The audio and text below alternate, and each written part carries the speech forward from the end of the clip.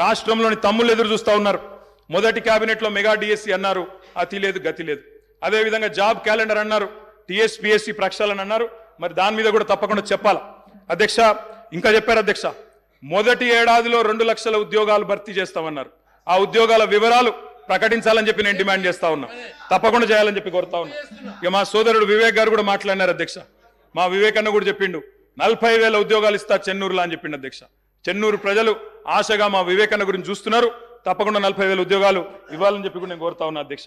అధ్యక్ష ఇంకా చాలా చెప్పారు అధ్యక్ష.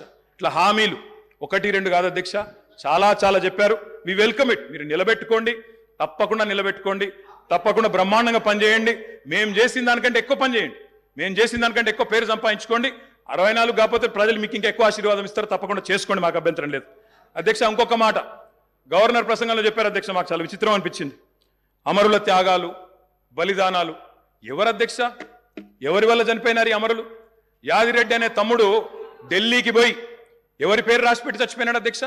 ఇక్కడ ఉన్న వాళ్ళకి వినబడతలేదు మా ఆర్తనాదాలు అని చెప్పి ఢిల్లీకి పోయి రాసి చనిపోయిన మాట వాస్తవం కాదా అధ్యక్ష? తెలంగాణ ఉద్యమాన్ని అనగా తొక్కింది ఎవరు అధ్యక్ష? 1952లో 7 మందిని చంపింది ఎవరు? 69లో 371 మందిని చంపింది ఎవరు? 2004 నుంచి 14 దాకా మరి 100 మంది ప్రాణాలు తీసుకున్నది ఎవరు? శ్రీకాంతచారి గాని, యాదిరెడ్డి గాని, యాదయ్య గాని వారి మరణాలకు కారణం ఎవరు? బలి దేవత ఎవరు? ఇవన్నీ కూడా ప్రజలకు తెలుసు అధ్యక్ష. తప్పకుండా సరైన సమయంలో సరైన నిర్ణయం ప్రజలు తీసుకుంటారు అధ్యక్ష. బలి దేవత అన్నదెవరో కూడా ప్రజలకు తెలుసు అధ్యక్ష. కావాలంటే రికార్డు ప్లే చేయమంటే కూడా చేస్తా. బలి దేవత ఎవరు, బలి దేవత అని అన్నదెవరు, ఇవన్నీ కూడా ప్రజల ముందు ఉన్నాయి, తప్పకుండా చెప్తాం అధ్యక్ష. అధ్యక్ష పౌర హక్కుల గురించి మాట్లాడింది, నియంతృత్వం, నిర్బంధం. ఇక అది జోక్ ఆఫ్ ద మిలేనియం అధ్యక్ష. కాంగ్రెస్ పార్టీ నియంతృత్వం గురించి మాట్లాడడం, నిర్బంధం గురించి మాట్లాడడం, ప్రజాస్వామ్యం గురించి మాట్లాడడం. ఎన్కౌంటర్ల పేరిట 100 మందిని కాల్చి చంపింది ఎవరు అధ్యక్ష? ఎమర్జెన్సీ పెట్టింది ఎవరు అధ్యక్ష? తెలంగాణలో నెత్తురు కారిచ్చింది ఎవరు అధ్యక్ష? పౌర హక్కుల హననం చేసింది ఎవరు అధ్యక్ష?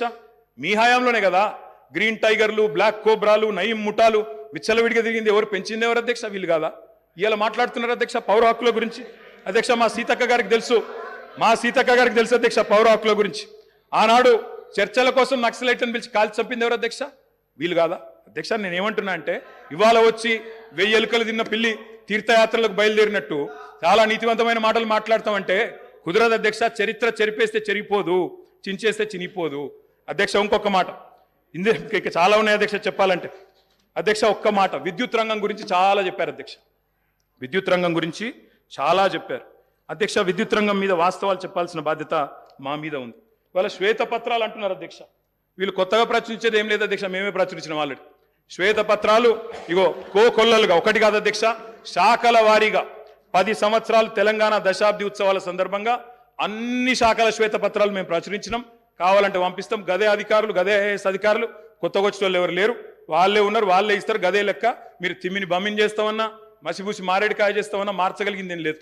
ఆల్రెడీ శ్వేతపత్రాలు ఉన్నాయి సార్, కొత్త ప్రచురించేది ఏమీ లేదు, వాళ్ళు కొత్తగా సాధించేది కూడా ఏం లేదు అధ్యక్ష.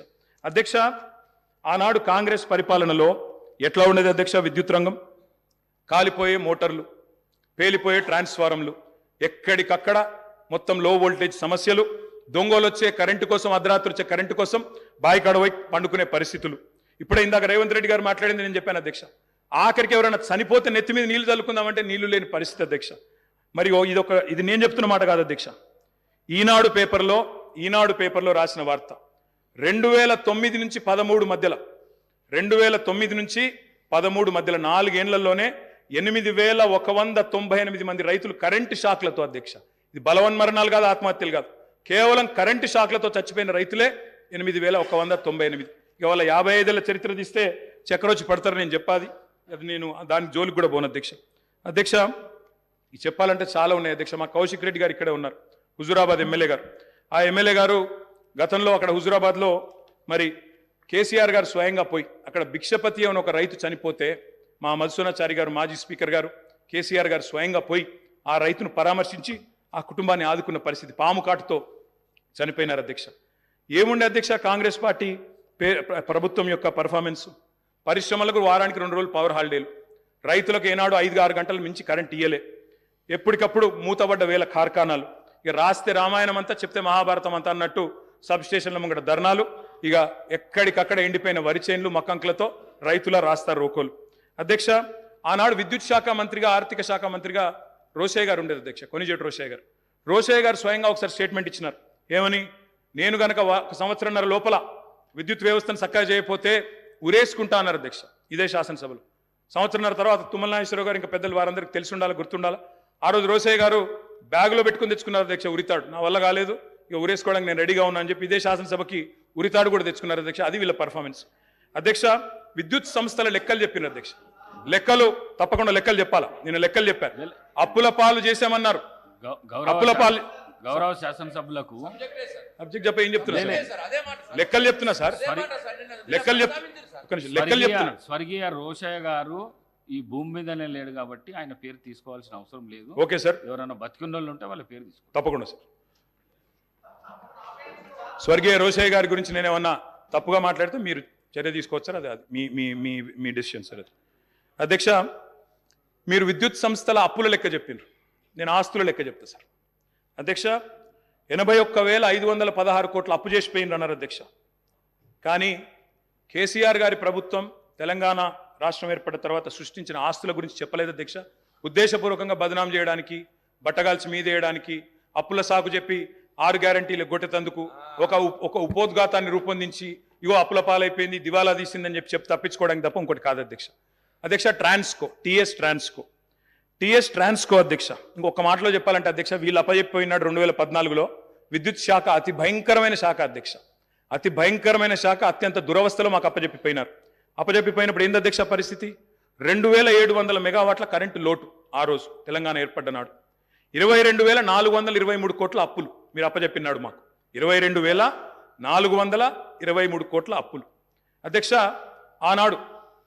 ఇది ఆ రోజు మీరు అప్పచెప్పినప్పుడు అప్పులు 22,000, లోటు 2,700. అధ్యక్ష ట్రాన్స్కో ఆస్తులు అధ్యక్ష లెక్క, వాళ్ళేమో అప్పులు చెప్పారు, నేను ఆస్తులు చెప్తున్నా. ట్రాన్స్కో ఆస్తులు వాళ్ళు అప్పచెప్పిపోయినాడు మాకు 2014లో 7,461 కోట్లు.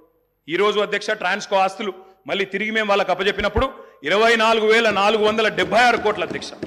జెన్కో ఆస్తులు అధ్యక్ష, టీఎస్ జెన్కో ఆస్తులు ఆనాడు 19,607 కోట్లు 2014లో, ఈరోజు 53,963 కోట్ల అధ్యక్ష. అధ్యక్ష డిస్కామ్లు ఎన్పీడీసీఎల్, ఎస్పీడీసీఎల్ ఆ రోజు వీళ్ళు మాకు అప్పచెప్పిపోయినాడు మరి చాలా తక్కువ ఉండే అధ్యక్ష. ఈ రోజు ఆస్తులు చూస్తే 59,132 కోట్లు, 81,000 కోట్ల అప్పులు అన్నారు అధ్యక్ష. కానీ ఆస్తులు మా ప్రభుత్వం సృష్టించింది మొత్తంగా కలిపితే 1,37,571 కోట్లు. ఇది వాస్తవం అధ్యక్ష. ఆస్తులు మాత్రం చూపెట్టకుండా అప్పులు మాత్రం చూపెట్టి తిమ్మిని బమ్మిని చేసి ఏదో బుకాయించి ఏదో చేస్తాం, జాదుగర్ చేస్తామంటే కుదరదు అధ్యక్ష. అధ్యక్ష మొత్తం డిస్టర్బే చేశారు అధ్యక్ష. I'm just getting started. మీరు దయచేసి మొత్తం 5 మంత్రులు ముఖ్యమంత్రి గారు డిస్టర్బ్ చేశారని మాట్లాడే అవకాశం ఇవ్వలేదు. ఇంకోటి నేను సబ్జెక్టే మాట్లాడుతున్నా సార్, ఒక్కటి కూడా అన్పార్లమెంటరీ మాట మాట్లాడలేదు, సబ్జెక్ట్ తప్ప ఇంకో మాట మాట్లాడలేదు. అవకాశం ఇవ్వండి. ప్రతిపక్షాలు నిర్మాణాత్మకమైన సూచనలు చేస్తే వారు వెల్కమ్ చెప్తానన్నారు, అందుకే చెప్తున్నా అధ్యక్ష. అధ్యక్ష 4,000 మెగావాట్ల యాదాద్రి థర్మల్ పవర్ ప్రాజెక్ట్ అధ్యక్ష దామరచెర్ల మండలం మిర్యాలగూడలో పెట్టినాము. అది రేపో మాపో కమిషన్ అవుతుంది. తప్పకుండా దాన్ని కూడా మరి పూర్తి స్థాయిలో నిర్మించాలని ప్రభుత్వాన్ని కోరుతా ఉన్నా.